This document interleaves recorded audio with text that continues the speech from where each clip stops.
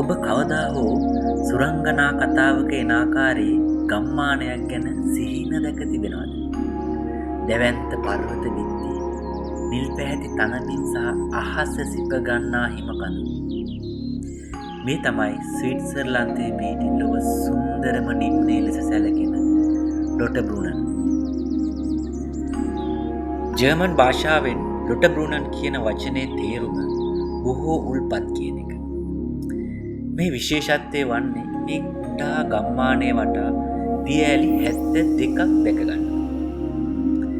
මීටර 300ක් උසින් පතිත වන ස්ටොබැක් දියඇල්ල මුළු ගම්මානයටම ගෙන එන්නේ අමුතුම අලංකාරයක්.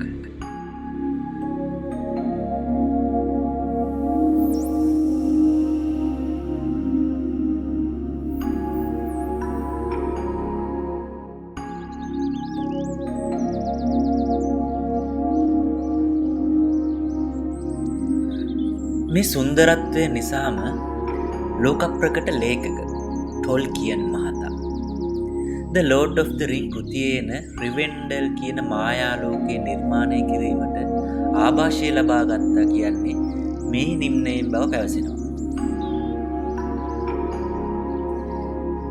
ඔබේ ජීවිතයේ එක් වතාවක් හෝ නැරඹිය යුතු මේ සොබාදාමේ අපූර්ව නිර්මාණය ස්විට්සර්ලන්තයේ අභිමානයයි.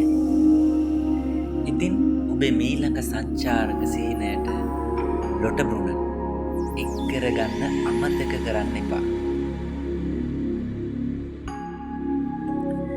ඉතින් හැමෝටම සුබ දවසක්. ඔබගේ අදහස පහලින් කමෙන්ට් කරන්න.